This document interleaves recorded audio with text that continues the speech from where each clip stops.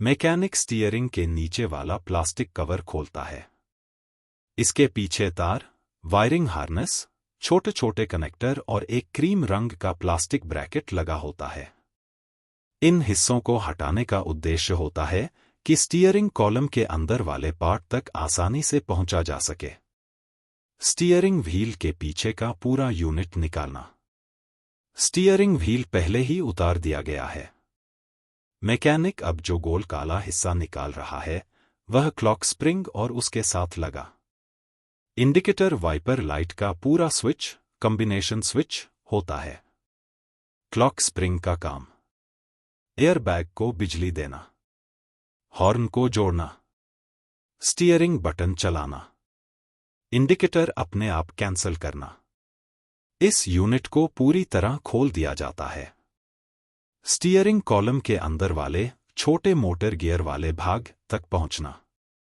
जब ऊपर का पूरा यूनिट हट जाता है तो स्टीयरिंग कॉलम का अंदर वाला धातु, मेटल हिस्सा दिखाई देता है।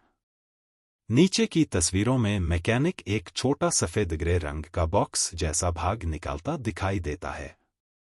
यही वह हिस्सा होता है जिसे कई लोग रिडक्शन गियर बटा स्टीयरिंग लॉक मोटर बटा स्टीयरिंग एंगल सेंसर नामों से जानते हैं।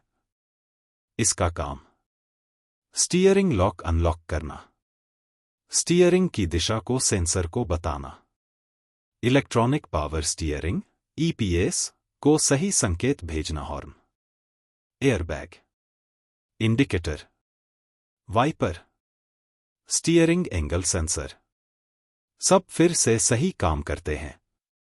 वापस लगाया जा रहा है काले रंग का बड़ा प्लास्टिक कवर। अपर स्टीयरिंग श्राउड वापस उसकी जगह पर रख रहा है। ये वही कवर है जो स्टीयरिंग व्हील और क्लॉक स्प्रिंग को ढकता है। इस कवर को लगाना जरूरी होता है ताकि तार बाहर ना दिखे, स्टीयरिंग असेंबली सुरक्षित रहे, अंदर धूल या पानी न जाए से पूरा कवर फिट किया जा रहा है कि स्क्रू कस रहा है। नीचे वाले स्क्रू भी कस रहा है। इसका मतलब अब स्टीयरिंग के अराउंड की सारी प्लास्टिक फिटिंग वापस टाइट की जा रही है। यह फिनिशिंग का स्टेज है। स्प्रिंग, गोल काला पार्ट को सही जगह सेट करना। मैकेनिक क्लॉक स्प्रिंग के अलाइनमेंट मार्क्स चेक करता दिख रहा है। क्लॉक स्प्रिंग स्टीयरिंग शाफ्ट पर ठीक तरह सेंटर में फिट किया जा रहा है। क्लॉक स्प्रिंग लगाते समय सावधानी, इसे बिल्कुल सेंटर में अलाइन करना होता है, वरना एयरबैग लाइट आ सकती है।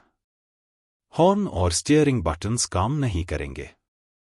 मैकेनिक ने अलाइनमेंट लॉक्स, येलो फ्लैग्स भी सही जगह रखे हैं। एयरबैग बटा हॉर्न के येलो कनेक्टर्स नीचे लटके हुए हैं।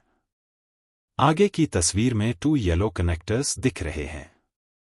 ये कनेक्टर्स होते हैं एयरबैग के, हॉर्न बटा स्टीयरिंग बटन्स के। क्लॉक स्प्रिंग लगने के बाद ये कनेक्टर्स स्टीयरिंग व्हील में लगेंगे।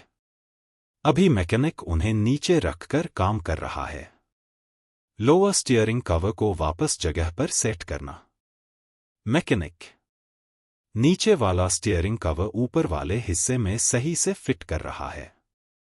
दोनों कवर्स को आपस में जॉइन किया जाता है। क्लिप्स और स्क्रूस दोनों से इन्हें लॉक किया जाता है।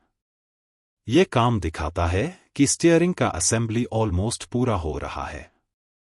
एक छोटे ग्रे कनेक्टर में ट्रांसपेरेंट प्लास्टिक सेफ्टी क्लिप लगा रहा है। यह कनेक्टर एयरबैग या स्टीयरिंग कंट्रोल वायर का होता है। सेफ्टी क्लिप इसको लॉक करता है ताकि चलती गाड़ी में ये निकले नहीं। ये काम एयरबैग और हॉर्न के लिए बहुत जरूरी होता है। बीच में क्लॉक स्प्रिंग लगा है। ऊपर वाला पैनल वापस फिट कर दिया गया है। मैकेनिक अब स्टीयरिंग व्हील लगाने की तैयारी में कनेक्टर चेक कर रहा है। क्लॉक स्प्रिंग स्टीयरिंग के साथ घूमता है, इसलिए इसके वायर्स बहुत सेंसिटिव होते हैं। व्हील को स्प्लाइन, सिल्वर रॉड पर परफेक्टली अलाइन करना। इंडिकेटर्स ऑटो कैंसल मैच करना। हॉर्न एयरबैग के कनेक्टर्स अंदर डालना। यह स्टेज बहुत महत्वपूर्ण होता है।